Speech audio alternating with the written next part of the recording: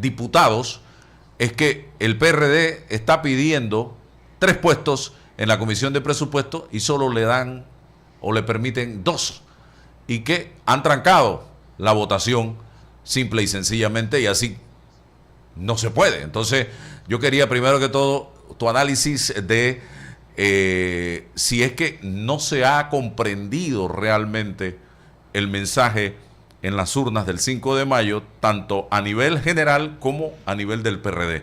Bienvenido, Danilo. Buen día, Álvaro. No, es evidente que todavía gobierna la vieja idea del statu quo y no hay una visión. Cuando digo gobierna me refiero en el sentido figurado, ¿no? No en el sentido de la estructura de gobierno. Todavía prevalece, vamos a utilizar la palabra más adecuada, todavía prevalece la visión antigua del orden establecido. No hay una comprensión de lo que ocurrió ni en julio de 2022, ni en octubre y noviembre de 2023, ni en mayo, que fue una consecuencia directa de los dos eventos que estoy diciendo anteriores, ni en mayo de 2004. No hay una comprensión en la comunidad de tomadores de decisión política. No la hay, porque esta demora te refleja que las formas en que son vistas los reclamos, las búsquedas, los espacios de poder responden al antiguo orden establecido y no al nuevo orden establecido que se vino estructurando de manera ya fehaciente desde COVID para acá.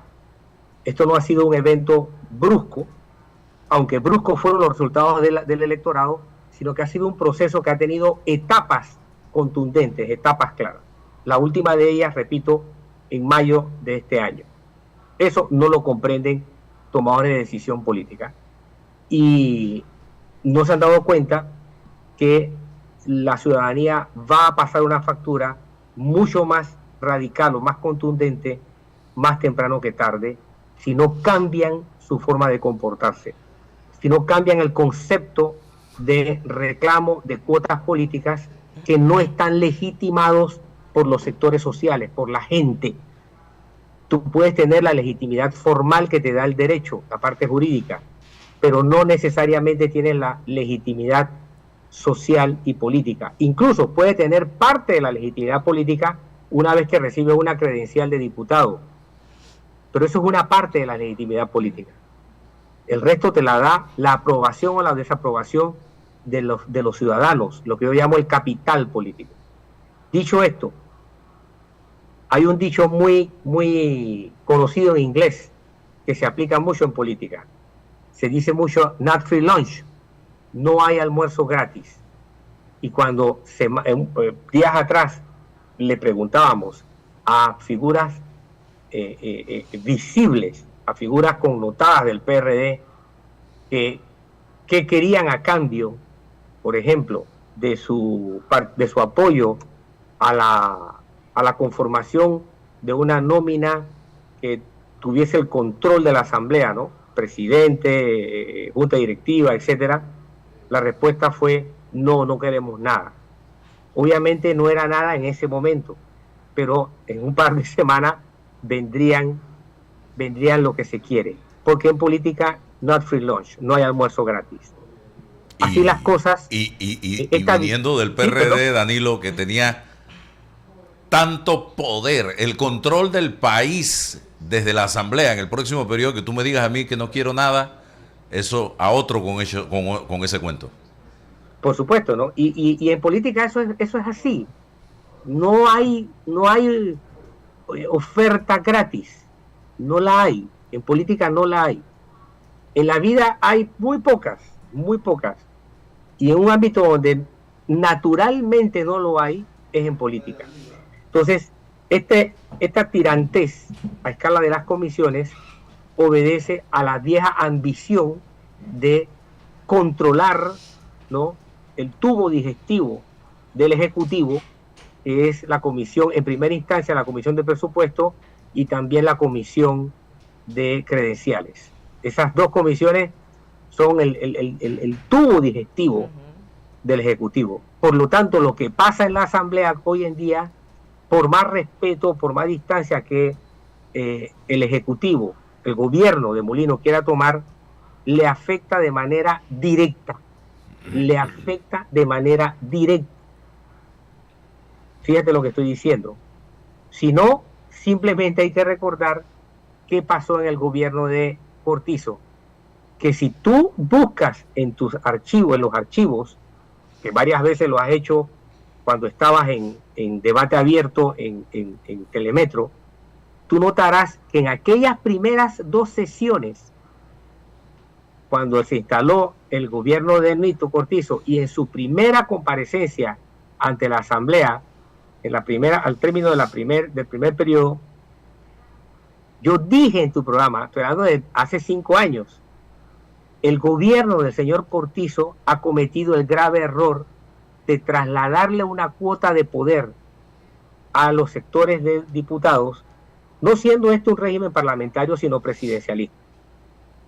Y efectivamente el gobierno de Cortizo quedó absolutamente desdibujado por una asamblea que lo trituró, por así no decirlo. Y si el gobierno de Molino no da indicios de someterse al mismo tratamiento, wow, Y ya Molino... su capital político corre el riesgo. No digo que va a ser así, porque en política no hay profecías así ineludibles, ¿no? El destino no funciona como algo ineludible, pero el riesgo de que le pase algo como le pasó al señor Cortizo no va a ser bajo. Y Molino dijo, recién llegó al gobierno cuando fue a Darién, que la Asamblea tenía que entender que estaba así, y puso los 2 dedos, creo que es el meñique con el índice. De que la gente le prendiera fuego. Así, o sea que él está clarito. No, pulgar con el presidente Molino ha dado señales de... pulgar con el meñique. ¿Ah? Exacto, el presidente Molino ha dado señales... ¿verdad? Sí, sí. Exacto, el presidente Molino ha dado señales de entender mucho de lo que está pasando. Y el grado de fricción que está teniendo con distintos ángulos políticos no va a ser bajo, o no está siendo bajo, o da visos de ser de un riesgo que necesita ser catalogado como, wow, este es un riesgo considerable, por lo menos considerable, por no decir alto, ¿no? Él tiene factores de desgaste, ni siquiera ante una fuerza política que se pueda decir sus opositores. Exactamente igual como le pasó a Cortizo, cuyo riesgo de desgaste fue muchísimo mayor ante sus propios aliados, ante quienes le dieron el poder a Cortizo. ¿Ok? No estoy diciendo que va a ocurrir esto con Molino, pero estoy diciendo que el riesgo que algo parecido pueda ocurrirle puede ir creciendo si estos factores que no están en el Ejecutivo, sino que están a cierta distancia de él, desde lo que esperaríamos ser su supuesto respaldo, o quienes le prometieron respaldo desde un oficialismo en la Asamblea, por ejemplo, o desde otro ángulo durante la campaña, no cambian, no entienden lo que ha ocurrido, no entienden el dictamen que dio el electorado como última expresión cívica el 5 de mayo pasado. O sea, esto cambió, el grado de tolerancia social es mínimo, y los 100 días de espera que yo he dicho que no se van a sentir, porque la tolerancia social no los va a dar, aunque haya un deseo político, aunque haya un tratamiento de los medios de comunicación, aunque las figuras que se puedan identificar como opositoras tengan un lenguaje relativamente bajo. Esa no es la realidad que se vive socialmente, no lo es. Entonces, esta demora te indica que no hay la capacidad, no ha habido la capacidad de entender lo ocurrido, y que por lo tanto las luchas por el poder están enmarcadas en estas 2 comisiones, que son comisiones que, repito, controlan una el tubo digestivo y la otra el tubo respiratorio del Ejecutivo, del gobierno. Y fíjate si hay poca visión, porque hay comisiones de la Asamblea que van a tener igual o mayor importancia en este periodo que la de presupuesto y la de credenciales. Salud, comercio. Me refiero a la de comercio e industria, Sí. me refiero a la que tiene que ver con asuntos de ambiente, me refiero a la de salud y me refiero a la de trabajo. Fíjate, estas comisiones pueden ser las que en realidad decidan la suerte del Ejecutivo. Por los temas que vienen, caja de seguro social, mina, una serie de actividades económicas. Es decir, hay una vieja idea todavía que gravita en la mentalidad de quienes se resisten a hacerle caso a las señales de evolución política. Don Danilo, buenos días. Buen día, ¿cómo estás? Muy bien. Evolución política que yo creo que el pueblo panameño leyó bastante bien. Vemos una bancada importante de independientes, 20 justamente. Sin embargo, no sé, me da una sensación quizás de preocupación justamente porque a lo largo de los últimos 10 años hemos visto a una Ana Matilde Gómez por 5 años luchar con la situación que se generaba en la Asamblea a través de estos políticos que por años han estado gestionando desde este escenario. Posteriormente veíamos a un Juan Diego Vázquez, a un Edison Brose y los otros dos chicos que de alguna manera lucharon para generar cambios importantes. Sin embargo, quizás el discurso que ellos presentaron sí caló en la ciudadanía. Obviamente lo vemos en el resultado que tenemos hoy. Tenemos 20 personas allí independientes formalmente. Ayer se decretaba una sesión permanente, pero horas después se suspendió y vimos la incomodidad de ellos. ¿Qué giro le pudiesen dar estas personas para que la metodología dentro de la Asamblea de alguna manera cambie formalmente ya?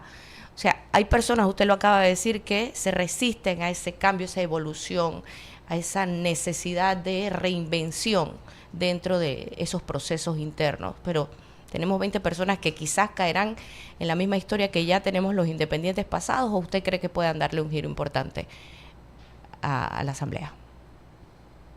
Fíjate que no creo que le puedan dar un giro importante a la Asamblea porque no tienen el control. No tienen el control ni numéricamente, ni tienen el control estructuralmente como consecuencia de la proporción que representan. Y fíjate que el estilo de gobernabilidad que ha habido en la Asamblea corresponde a una visión totalmente maniquea, ¿no? Aquí se aliaron la comunidad de partidos o de la mayoría de partidos versus la comunidad de los que o es nuevo partido o son de libre postulación. Porque sacaron los cálculos así. Algo que ninguna asamblea del mundo tiene lógica. Las asambleas del mundo se definen por las posiciones políticas ideológicas. Quién es de extrema izquierda, quién es de izquierda, quién es de derecha, quién es de extrema derecha. ¿Ok? O quién es populista, por ejemplo. Así se definen y se agrupan de conformidad a las posiciones que tienen y que dentro de esas posiciones la correspondencia que hay con los proyectos o las propuestas que se hacen. Acá no. Acá frente a la necesidad de una barrida histórica se agruparon partidos políticos versus libre postulación. Lo cual, desde el punto de vista político, es una disparatada forma de buscar hacer una comunidad sostenible. Esa comunidad política no es sostenible. No tiene ni pies ni cabeza desde el punto de vista de la sociedad panameña. Es una forma de sobrevivir, pero eso es eso, punto. Ese es el minuto de oxígeno político que han tenido. Entonces, lo importante es que ese grupo multiplica 10 veces lo hecho por la bancada de libre postulación en el periodo anterior. O sea, la posibilidad o la probabilidad de que tenga un eco ante la comunidad, es posible que la Asamblea nada cambie, pero ante la comunidad, ¿no? Esa multiplicación de factores sí se va a sentir. Y lo que ocurrió el 5 de mayo de este año podrá ser un detalle a lo que pueda ocurrir el mayo dentro de un quinquenio. O lo que es peor, que ocurra antes, por algún hastío colectivo. Si el grado de terquedad y de incomprensión social prevalece, tal y como ha ocurrido en otros países de Latinoamérica. Ni tampoco ha sido la excepción Europa. O sea, hay que entender lo que está ocurriendo hoy día. Sí. Entonces, si no se sabe leer lo que en el cristianismo se llama los signos de los tiempos, va a haber una condena grande para mucha gente. Así es. Bueno, Danilo tiene compromisos, así que le agradezco, siempre está a disposición, pero